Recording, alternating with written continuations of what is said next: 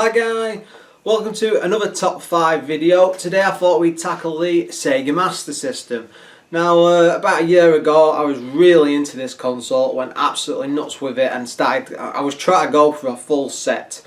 But I started running out of room, and then you get into the situation where you're not playing for the game, so off it went. But go and have a look at my past Master System videos to see the story.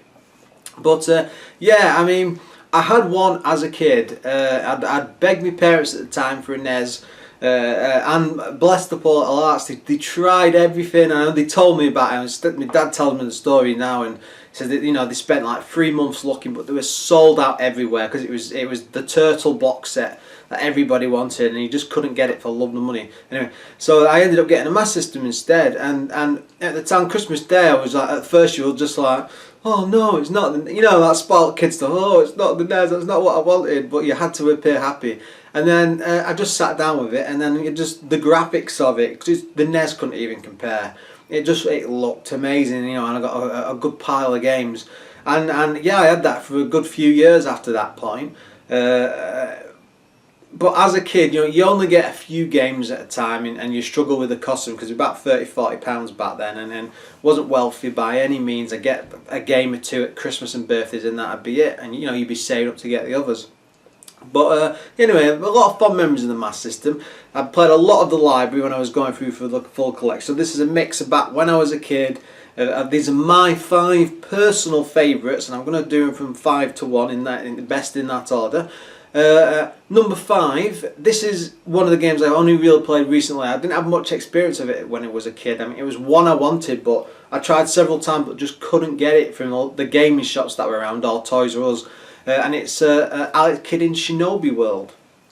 Now it's a really clever port of Shinobi. It's based around, you know, the levels are similar in design, but it's got the Alex Kidd, like the Alex Kidd in Miracle World type spin. I think it was the last Alex Kidd game, but it was just really clever, and you know, you could really mix of weapons and the magic and the way you could bounce around the levels, and it was only 5 levels long, and it's fairly easy to go back to now, but even now when you can complete it, it's still lots of fun going through and you know, caning it and doing it repeatedly, because there's always bits to explore, and the music's great, and yeah, well recommended. Go pick that one up. My 4th game is Golden Axe Warrior. Now it's a pure Zelda clone, not a Zelda rip-off. I mean, some of the graphics are shockingly, you know, like the staircases and the way the level layouts are and the dungeons. It is basically Sega were trying to emulate what the NES were doing. I mean, they had the better, more powerful machine, so that, you know, they did it with things like that Castlevania game, Master of Darkness. You know, go and look that up, because they were very clever with it. Golden Axe Warrior doesn't quite get up to Zelda level. It's a fairly fun game though, and it's quite a challenge. And you know, the whole map says you need to get a printed out map because it's absolutely massive. There's 7 or 8 dungeons, and the story's not too great, but it's just a lot of fun walking around that overworld. There wasn't much like that on the system, and it was their equivalent of a Zelda game. I mean, I played it through recently. I had lots of fun with it. I'm sure you will too. My 3rd game is going to be the ever classic Shinobi. Now this was one picked up as a kid after seeing it around the neighbour's house. The music, I didn't know at the time it was a part of the arcade, and the music was absolutely amazing. I can still hum it in my head to this day, and that's, you know, like 20 odd years ago. I mean, the levels were absolutely fantastic. The way you were jumping around as a ninja and the whole shuriken thing, and then rescuing the kids. And I'm sure them kids reappeared in Michael Jackson's Moonwalker game later. They always reminded me of them. Very strange. But it was just a very good game. It was quite difficult as well. I could never really, as a kid, get past like the 3rd or 4th level. I've been back to it to this day, and it's still quite a tough one, especially with the bonus stages where you try to hit the ninjas. Right then, on to my 2nd all-time favourite Master System game, and it is Wonder Boy 3: The Dragon's Trap. Now, as a kid, I was really lucky, because I mean, I went into Toys R Us. I was a bit of an idiot really, because I didn't, you know, I was only like 7 or 8, and I didn't really understand what gaming reviews were at this point in magazines. I never really bothered with them at that point. And so I go into the likes of Toys R Us, and they have these huge flat displays with pictures on, and then like just a printout of the game box with the blurb. And you'd stand there for ages going through them on. It's a bit like you do it with the cassette games, but the thing with the cassette games, they're like £2 a pop. It wasn't a gamble. But with a Master System, or the NES as well at the time, you're paying a fortune for them, and you just didn't know. And I can remember to this day being stood there in Toys R Us, and there was a Kung Fu Kid off to one side, and which looked really, really good. It's not. And then Wonder Boy 3: The Dragon's Trap, and I don't know why, I just like the front cover design. It's terrible really, but I'm just obsessed with it. It looked great, and I like the whole thing with the dragon, the kid and the snake on the front, and then you look at the pictures and it's like, oh, it's similar to Kung Fu Kid. They're both the same sort of game. I had no idea what I was doing, yeah.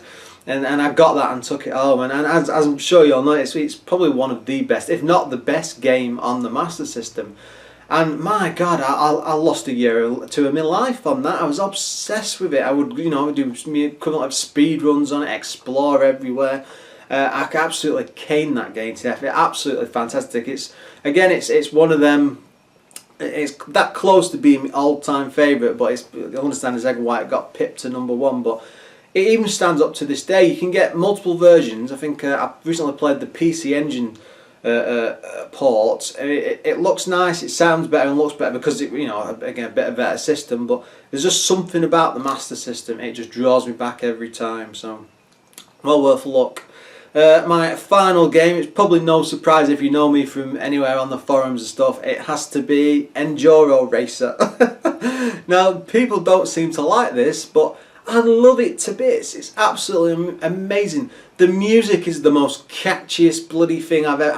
Again, it's still in my head 30, almost 30 years later. I can still get that opening levels tune. Anyway, but yeah, I mean, it was a budget title. I didn't realise this at the time because I just got it with my Master System. It was the first ever game I ever played on it. And I just didn't get it at the time as a kid, and then after a few months it was like an obsession. I'd be playing it all the time, and even to this day I'll just see a quick flick of it, or someone will talk around it, or we'll talk about racing, and the racetracks will just come back into my mind, and it just blew me away. It was absolutely fantastic, and one of the great things about it was so good to control, even on that awful Master System pad. But once you started doing jumps over the ramps and got up to speed and like topped out your engine by upgrading it, you could get up to like, but now you've got like a warp speed on your screen, but you'd be going super fast, and I was obsessed with it. And then, but I didn't realise at the time it was a budget title because they'd slashed out about 5 tracks or something ridiculous.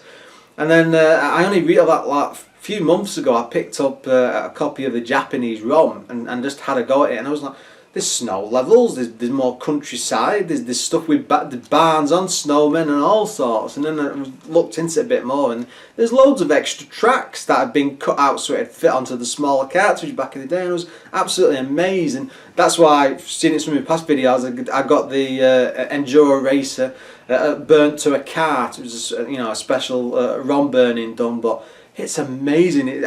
It's like a Christmas gift all over again. You're getting the same game but double awesomeness. What can I say? Anyway, I've done a video in it ages ago, so go and have a look in my past videos. I mean, I love it to bits. It's personal preference again. I'm sure people will disagree.